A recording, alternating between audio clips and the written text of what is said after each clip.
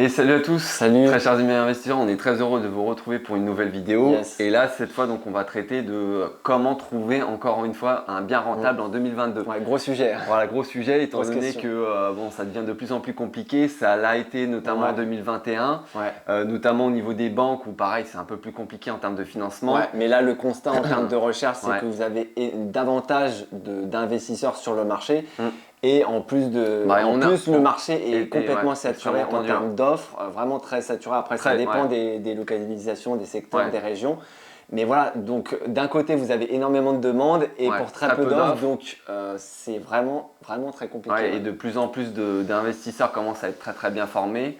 Donc forcément, on va vous expliquer toutes les astuces et ce que vous devez mettre en place pour que vous vous démarquiez de tous ces concurrents, de tous ces investisseurs pour trouver des bonnes affaires. Et on insiste vraiment, si vous voulez vous démarquer de la concurrence, il va falloir faire davantage, faire beaucoup plus, que ce soit en termes de recherche, en termes de professionnalisme, en termes de, je sais pas, de relationnel avec les agents immobiliers. Enfin voilà, on va vous évoquer de toute façon tous les points. Donc la première astuce, c'est d'avoir un réseau vraiment de qualité. Et qu'est-ce que j'entends de qualité? Ça va pas être tout simplement d'aller voir une fois de temps en temps les agents immobiliers et de les relancer pour savoir s'ils ont des mandats qui arrivent et que ce soit notamment des bonnes affaires.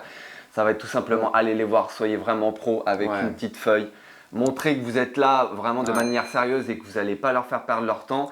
Et après, n'hésitez pas à vraiment s'intéresser à ces personnes-là, demandez-leur quelles sont leurs passions. Ça reste, à défaut d'être des agents immobiliers, c'est des humains et vraiment intéressez-vous à eux, à leurs passions. Vraiment parler, franchement, parler de tout sauf de l'immobilier à certains moments. Exactement. Franchement, ça c'est ce qui peut vous permettre de vous ramener des bonnes affaires. C'est dans ces moments-là que vous allez vraiment fidéliser les agents immobiliers comparé à d'autres investisseurs qui vont limite s'en foutre de ces personnes-là, qui vont juste être là pour le business, pour savoir s'ils ont des bonnes affaires. Donc vraiment, prenez cet aspect-là vraiment à l'inverse des autres personnes. Et n'hésitez pas, voilà, leur payer un petit café, même un resto de temps en temps, si c'est vraiment vous le sentez que ce soit des personnes ou des agents immobiliers qui peuvent vous ramener des bonnes affaires, n'hésitez pas. Ouais. Autre petite astuce, c'est tout simplement d'être expert de votre secteur. Donc de votre secteur, que ce soit la région, si vous cherchez dans une région spécifique, d'une ou de plusieurs villes. Une autre astuce, donc ça va être tout simplement, et on l'a dit plusieurs fois, d'être vraiment expert de que ce soit votre ville, enfin si vous en avez une ou plusieurs. Et qu'est-ce que j'entends par là? C'est tout simplement, vous savez sur le bout des doigts, donc votre secteur, la ville, de quoi elle est composée. Vous avez des zones HLM, vous avez des zones d'activité, vous avez des zones un peu universitaires avec des étudiants. Déjà, soyez maître de ça et notamment de tout ce qui est prix au mètre carré. Si vous avez plusieurs prix en fonction de votre ville, si c'est notamment une moyenne grosse ville. Et en étant vraiment expert et notamment par votre réseau d'agents immobiliers, quand vous avez une bonne affaire ou notamment qu'un agent immobilier arrive avec un nouveau mandat, déjà, soit vous calez une visite rapidement pour vous positionner en faisant notamment une estimation travaux s'il y a par exemple des travaux, ou notamment vous positionner au prix parce que vous savez très bien que l'agent immobilier derrière il a beaucoup d'appels et beaucoup de visites en attente. Donc voilà, c'est vraiment ça, il faut vraiment que vous soyez expert et c'est pour ça que rechercher pour 10, 15, 20 villes à travers toute la France, c'est vraiment compliqué. Contre-productif. Et c'est pour ça qu'on vous conseille peut-être 3, 4 villes d'un même secteur. Et comme ça, vous êtes vraiment maître de ce marché-là, du secteur. Et ça vous permet notamment, en termes de déplacement, de tout, on va dire, synchroniser pour que ce soit en 1-2 journées, on va dire. C'est ça. Autre astuce très importante, c'est qu'il faut que vous soyez très professionnel et très rigoureux, que ce soit dans votre façon de communiquer avec les agents immobiliers, donc votre relationnel, que ce soit dans les recherches immobilières, donc les sites d'annonces.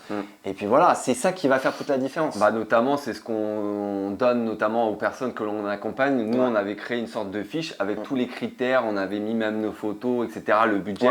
Et vraiment, en ayant ce papier-là, avec tous les renseignements qu'ils ont besoin pour justement, s'ils ont une bonne affaire ou un bien qui correspond à ces critères-là, ça fait tout de suite pro parce que vous avez tout marqué. Eux, ils ont juste à le garder ou même à le scanner, comme ça ils l'ont sur leur ordinateur.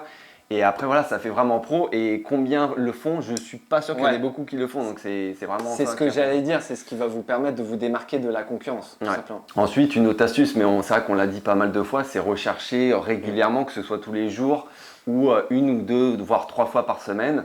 Et ça passe par plusieurs choses. Déjà, il faut que vous soyez organisé. Donc, créez-vous des dossiers avec que ce soit tous les sites d'agences IMO, notamment tous les sites de recherche classiques, Le Bon Coin, Se Loger, etc. En vous créant, donc en ayant mis vos critères de recherche, vous les mettez dans vos favoris et comme ça, lorsque vous faites un clic droit et que vous vous mettez dans un nouvel onglet par exemple, vous avez toutes vos pages qui s'affichent et ça vous gagnez peut-être 5-10 minutes facile par jour et ça permet que vous soyez vraiment organisé et vous pouvez notamment mettre des systèmes d'alerte en place. Ouais, parce que la recherche c'est très chronophage. Si vous êtes en pleine recherche, vous savez de quoi je parle et en plus surtout sur la durée, si vous faites ça pendant 6 mois, 1 an, c'est très pénible et donc ce que tu viens de dire, c'est super important et ça vous permet de vous faciliter la vie en quelque sorte et de faire ça de manière automatique. Et ensuite, donc la dernière astuce, ça va tout simplement et on l'a dit d'ailleurs dans une autre vidéo, de multiplier vraiment vos canaux de recherche parce que alors oui, c'est très bien que vous soyez, que ce soit en off-market avec les agents immobiliers, notamment par les sites de recherche, que ce soit commun, Le Bon Coin et autres,